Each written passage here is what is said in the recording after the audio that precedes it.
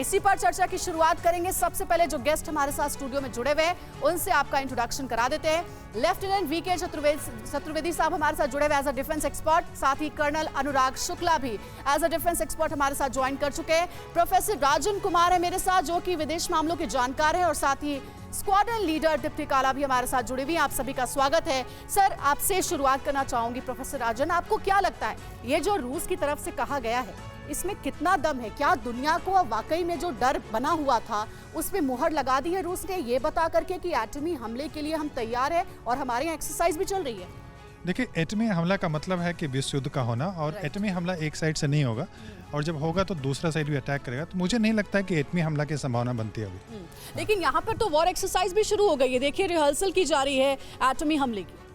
Rehearsal ठीक है, लेकिन एटमी हमला का मतलब है कि पूरे विश्व का डिस्ट्रक्शन, और लंदन अटैक करेगा, न्यूयॉर्क करेगा, और वो ऐसा रूस नहीं कर सकता। वो डराने की कोशिश कर रहा है, एक मैसेज भेजने की कोशिश कर रहा है, यानी कि एक तरीके से वार्निंग के लिए ये मैसेज जो है वो रूस की तरफ से फैलाया जा रहा है। देखिए, इस बात में कितना दम है, इसके बारे में हम चर्चा आगे भी करेंगे, क्योंकि अमेरिका भी लगातार अपनी तैयारियों को आगे बढ़ा रहा है एटमी हमले के मद्देनजर। इधर बड़ी खबर आ रही है जिसके बारे में विवेक आगे आपको बताएंगे। बड़ी खबर ये कि यूएन में रूसी राजदूत का बहुत बड़ा बयान सामने आया है। आर्थिक मोर्चे पर वर्ल्ड वॉर शुरू हो चुकी है।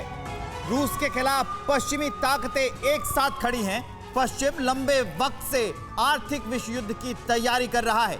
रूस से लड़ने के लिए यूक्रेन को जरिया बनाया गया। रूसी राजदूत ने कहा कि यह रूस और पश्चिम की जंग है।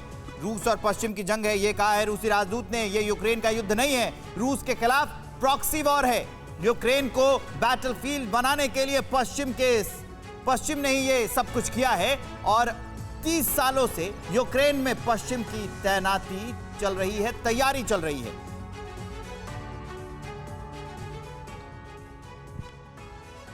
तो न्यूक्लियर वॉर के बारे में लगातार हम चर्चा कर रहे हैं, जिसके बारे में आगे आपको हम इंफॉर्मेशन देने वाले हैं। 24 फरवरी यूक्रेन के खिलाफ जंग का ऐलान हुआ, जंग की शुरुआत हुई, और 27 फरवरी को रूसी न्यूक्लियर कमांड एक्टिव किए गए। देखिए, आगे जो तारीख है बढ़ती गई, और उसके बाद क्या क्या हुआ वो हम आपको बता रहे हैं।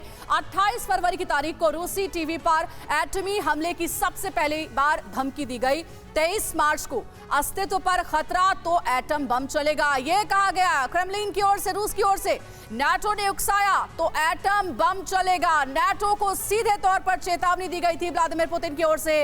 और 15 अप्रैल को रूसी मीडिया की वर्ल्ड वॉर 3 की धमकी भी सामने आई। और उसके बाद 26 अप्रैल को क्या हुआ? 26 अप्रैल को न्यूक्लियर वॉर का रिस्क काफी सीरियस है, ये किसने कहा? ये कहा रूस के विदेश मंत्री सर्गेई लावरोव ने। 28 अप्रैल को टीवी पर एटमी हमले की फिर से धमकी दी गई, दोबारा धमकी दी गई। और 29 अप्रैल को लंदन, पेरिस, बर्लिन को टारगेट करने की धमकी रूस की ओर से दी गई। 30 अप्रैल को न्यूक्लियर हथियार वाले मुल्कों का टकराव ना हो, यह कहा गया रूस के विदेश मंत्रालय की ओर से। 2 मई को क्या हुआ? 2 मई को पोसेडोन से ब्रिटेन को डुबोने की धमकी भी दे गई। और उसके बाद 4 मई को रूसी वॉर रिपोर्टर ने एटम बम गिराने की वकालत की थी। और अभी हाल में ही एक बयान और रूस की तरफ से सामने आया एक टीवी चैनल पर, कि जो यूक्रेन में युद्ध का विरोध कर रहा है वो रूस की तरफ वफादार नहीं है, वो देशभक्त नहीं है।